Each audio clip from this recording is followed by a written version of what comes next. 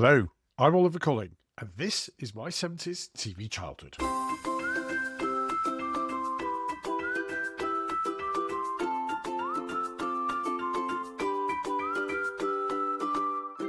Welcome back to my 70s TV childhood.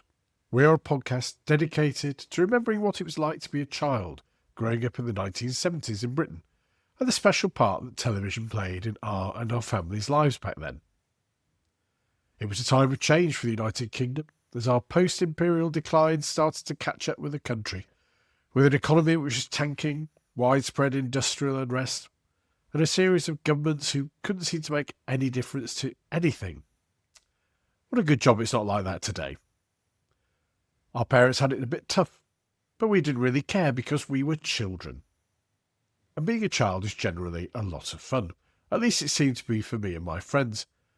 And part of that fun was provided by television. We weren't glued to our screens like some kids today, partly because most houses only had one small screen, usually encased in a large wooden box, which sat in the corner of our living room. There weren't programmes on for some of the time, so we tended to get a good mixture of work, rest and play, as the makers of the Mars bar used to tell us.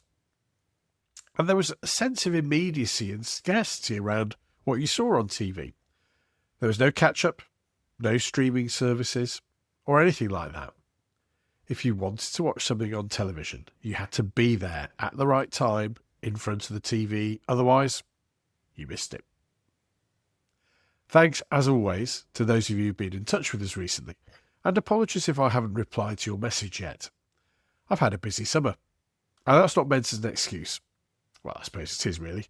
But one of the reasons it takes a while to get back to you all sometimes is that so many of you get in touch, which is really, truly wonderful and very moving. But it does mean that I do need some time to respond. If you'd like to get in touch and share any 70s childhood memories, then you can do so by leaving a comment on our blog at www.my70stvchildhood.com or via our social media sites on Facebook, YouTube, LinkedIn and Twitter/X. You can also email Oliver at my70stvchildhood.com. Now, as some of you know, I am a bit of an animal lover. We've talked about animals several times in the past on the podcast, and I do find it amazing how our attitudes to animals, and those we choose to share our homes with, our pets that is, rather than our nearest and dearest, have changed since I was a child. This has been brought into sharp focus for me as one of our cats has recently had an accident and is being treated by the finest medical practitioners known to veterinary science. This has involved a trip to Animal A&E and a stay in hospital, an animal hospital that is. Fortunately, Rolf Harris wasn't there, and the payment of eye-wateringly expensive vet bills. We have become a nation of pet lovers, prepared to do virtually anything for our loyal animal friends. And a whole multi-billion-pound industry has grown up around animals. I don't remember seeing many dogs wearing designer coats on the streets of Warrington when I was a child, but nowadays, dogs in coats are everywhere.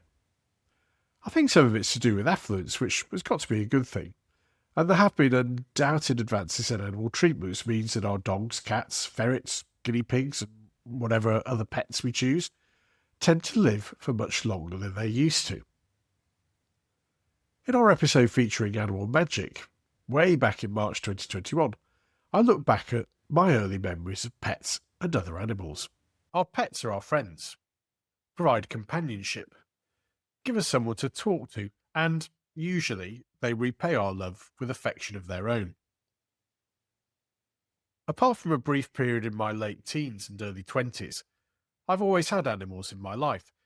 And that's equally true as when I was growing up as a small child in the 1970s. As regular listeners will know, I started my life in Padgate, which was then a small village on the outskirts of Warrington, where my father was the local vicar. We lived in a Victorian vicarage with a big garden, and there was a succession of wildlife to be seen all year round, ranging from hooting owls in the trees to stoats and weasels silently slinking their way in and out. There were also a number of pets, starting with Flopsy the rabbit and Henrietta, who was, well, a hen, obviously.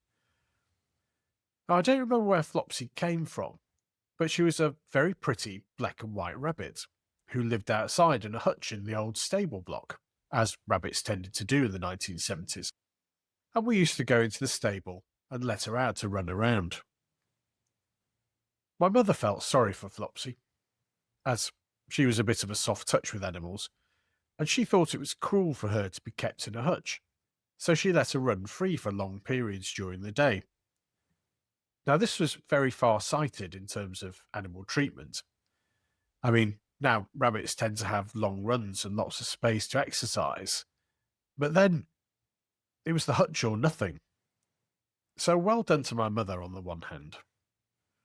On the other hand, Flopsy really enjoyed her freedom, and, not having the homing instincts of a carrier pigeon, used to run off and join the wild rabbits who resided in their thousands on what was an old RAF base on the other side of the village. She was a very distinctive-looking rabbit, being black and white compared to the brown of the wild rabbits, and also very domesticated. So, on a number of occasions, my father managed to find her, pick her up, and bring her home, where she would sit brooding in her hutch, dreaming of her wild rabbit friends until the next chance of escape came along, which she would take readily. After about 6 successful escape attempts, my parents gave up trying to bring her back, and Flopsy was left to run wild with her friends on the RAF camp. At least, that's what they told me and my sister. You don't think something else might have happened, do you? Surely not. I think that really was what happened, as it would take some effort to stage her escape half a dozen times before letting her go finally, wouldn't it? Wouldn't it? Anyway, Henrietta the hen was an old, rather bad-tempered hen, which my mother found clucking on the doorstep early one morning on a cold winter's day. She again lived in the old stable, and clucked her way around the garden, pecking at anything which looked like food, and pecking at anyone who got in her way. One of my mother's friends, who was a farmer's wife, laughed when my mother said she was hopeful of some eggs. In the way that some farmers are, she laughed and then said to us, "You'd be better off wringing that bird's neck and sticking it in the pot for dinner." But my mother, again a bit of a softy, persevered, and a couple of months later, on Easter Sunday, Henrietta laid her first egg, and continued to do so regularly thereafter. As I said, she was an old hen, so it wasn't particularly surprising when we found her dead on the doorstep one day during a very cold spell of weather. It seemed like she'd frozen to death. My sister and I insisted that Henrietta be buried, so my father dug a small hole next to the churchyard wall and buried her whilst my sister and I held our own funeral service. We enjoyed it so much that whenever a dead creature was found by one of us in the garden, my father had to get his shovel out and find time for yet another animal burial and funeral. Over a few years, a collection of birds, mice, even a large owl was subject to our burial rites, and thankfully, there was plenty of room for new graves in the garden. Apart from trying to keep ladybirds and another of other insects in matchboxes, which patently wasn't a good idea, we also went through a number of goldfish. Now, I don't want to shock any of our younger listeners, but once a year, the fair came to Padgate at the time of Padgate Walking Day, and one of the most popular prizes on offer were live goldfish in a plastic bag. I know it sounds very cruel and unpleasant, but we didn't know any better then. As an aside, for those who don't know, walking days are a tradition in parts of the northwest, where groups of churches walk through towns and villages as, I suppose, a walk of witness. Traditionally, these walks were a local holiday, and certainly in Warrington, it also meant that Silcox Fair came to town. As a child, that was very exciting, particularly as one of the traditions was that people watching those walking during the day would give money to the walkers, which then invariably got spent on the fair. Anyway, my parents would always make sure that my sister and I both had a goldfish to bring home with us from the fair, and they would go to a bowl in the kitchen where they swam around for a while. Often, I'm afraid they would expire within a day or two, but I do remember one of my sisters living for several years. It was also at Padgate that we first had a cat, Tibby, who was a stray adopted by the family once my parents had discovered that my sister and I had been secretly feeding her. She settled in very well and had two lots of kittens before eventually being neutered. Today, we're well aware of how many unwanted cats there are in the world, so neutering is taken far more seriously. But back then, it was considered good for the cat for her to have some kittens before being neutered. At one stage, we had 7 or 8 cats running around the garden, which was great, before some of them went off to good homes, and others went to the RSPCA. Even though I must have been no older than 5, I can still remember the trip taking the remaining kittens to the RSPCA. It was a cold, harsh, rather sad place, and despite my parents saying it was for the best, I knew somehow that those kittens were not likely to leave that place. Well, I got slightly dark and serious towards the end, but it does show how our attitudes have changed. Now we have some rescue centres and refuges which will never put down a healthy animal, although there are still too many animals without a home. Going back to my recent experience with vets put me in mind of one of the 1970s best-loved TV shows that featured animals. Think back to Saturday evenings in the late 1970s, and let's take a trip back to North Yorkshire in the 1930s.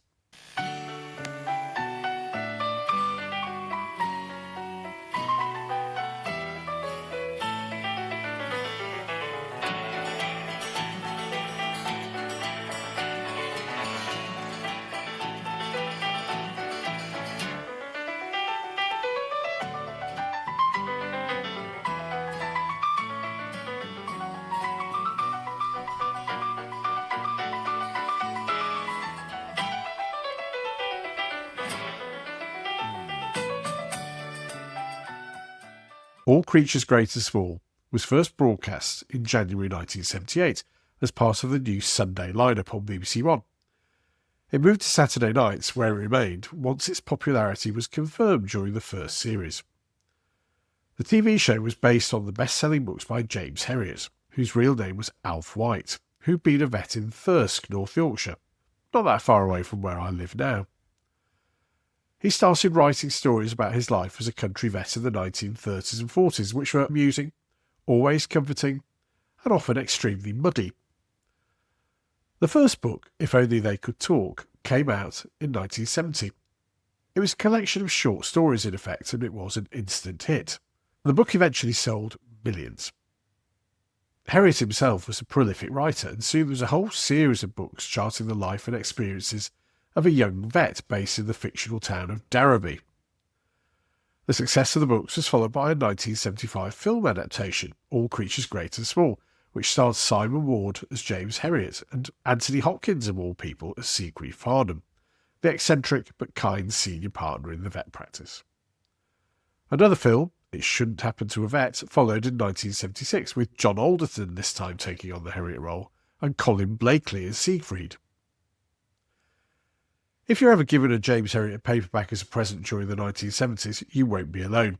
I remember that everyone seemed to have the books, and we used to get excerpts read out to us at school.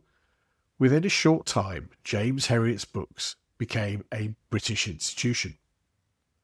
And almost inevitably, someone at the BBC saw the sales figures going up and thought, right, people are queuing up to read about cows. Let's get them watching some cows as well. You can always picture the pitch meeting with the BBC executives. OK, it's about a vet in Yorkshire in the 1930s. And what's the drama? Well, sometimes the sheep won't cooperate, and the vet spends lots of time with his arm inside a cow. And they all nod sagely, and before we know it, we've had several series of All Creatures Great and Small. Personally, I wasn't a great fan of the books. Perhaps I was a bit too much of a townie to appreciate the charm of Yorkshire, in the words of James Herriot, but I did enjoy the TV show. It looked marvellous. At least the outdoor shots did. The indoor shots were very obviously taken in a studio, so not quite as convincing, and there were one or two continuity errors I seem to remember. The show starred Christopher Timothy as James Herriot, Robert Hardy as Siegfried Farnham, Peter Davison as Siegfried's brother Tristan, and Carol Drinkwater as Helen Alderson, later Herriot. And the scenery. Honestly, the Yorkshire Dales should have had their own credit in the titles. Can you remember the first time you saw those rolling hills, little stone walls, sheep dotted about, and that vintage car rolling through that lovely scene? Half the audience wanted to pack up and move to Yorkshire immediately, I think. Although obviously, being Lancastrians, that thought never occurred to my family. Although I have now lived in Yorkshire for over 30 years. Don't worry, the family do still speak to me. Compared to today's telly, the drama was deliciously, uneventful. No car chases, no helicopters, the odd shotgun, but nothing much more. And the big cliffhanger might be, will James manage to get his wellies off before his tea goes cold? Robert Hardy, by the way, was a serious Shakespearean actor, but to millions of us he'll always be Siegfried Farnham, pompous, irritable, and permanently baffled by his own bookkeeping. And Peter Davison as Tristan. Well, he was basically the lovable rogue, the sort of man you trust to fetch a pint at the Drovers, but not to look after your horse, perhaps. And let's not forget Mrs. Hall, the long-suffering housekeeper who kept them all in line. Without her, the whole surgery would have collapsed into chaos, you feel. The stories were generally uplifting, although inevitably bad things did happen to the animals and their human keepers. What I do remember was a huge cast of eccentric Yorkshire farmers and townsfolk, causing no end of misunderstandings and tricky situations for the vets, or veterinary as they were often addressed. One of the most memorable recurring characters of the show was the formidable Mrs. Pumphrey, played by Margaretta Scott, a rich widow who owns Tricki, a Pekingese dog, who is incredibly pampered and often requires the services of the vets, even though there is rarely anything wrong with the pampered pooch. What lifted the show from being just a comfort blanket on a weekend evening, I think, was that the quality of the acting was high and all of the principals worked well together, particularly the three vets. It was a big break for Christopher Timothy to get the role of James Herriot. The BBC executives behind the show wanted to get a well-known actor in the lead to help make the show successful, but Bill Sellers, the producer, eventually decided to go for the relatively unknown Timothy because he felt he was perfect for the part, even though the Herriot in the books is Scottish. And so it proved after the first series was so enthusiastically received, Christopher Timothy became a big star in his own right. Robert Hardy played Siegfried Farnham and became much loved for the role, despite the fact that he was a well-established stage and screen actor already. The character was based on White's real-life professional partner, Donald Sinclair. Writer Michael Russell sums up the character's composition like this.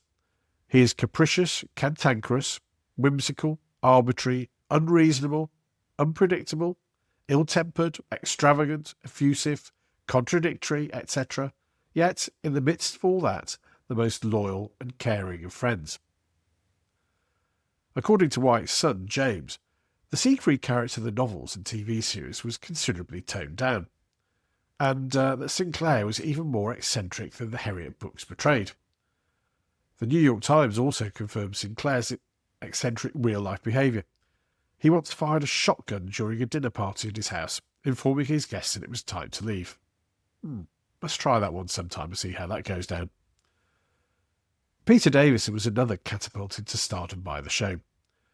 As we mentioned in our podcast edition featuring the Tomorrow People, he made his TV debut in the notorious camp story in that series, A Man for Emily. But All Creatures was his big opportunity, which he grabbed wholeheartedly. I think, remembering back to the show, you can actually imagine Siegfried and Tristan really are brothers, as they share certain characteristics in behaviour. That in itself wasn't accidental, as Robert Hardy noted in a later interview. Peter was so good, we worked well together, said Hardy of his on-screen sibling. In the early filming days, I realised he was watching me. He watched, and eventually I said, "Why are you looking at me all the time?" And he said, "Because we're brothers, and I want to catch some sort of family thing that I can use, so that it's obvious we're of the same family." I was very impressed by that, said Hardy. He was very, very good. Carol Drinkwater completed the original cast as Helen, the farmer's daughter, who eventually becomes James's wife.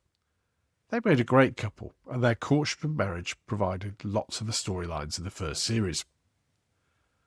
And onto the storylines. Well, like so many of the shows we watched in the 1970s, I remember it fondly, but I don't remember much about the storylines themselves, other than there were often confusions over eccentric local farmers, Tristan getting into trouble by taking shortcuts or getting drunk in the drover's pub, or Siegfried getting annoyed with James or Tristan, or both of them, before everything was resolved in a nice, good way by the end of the episode.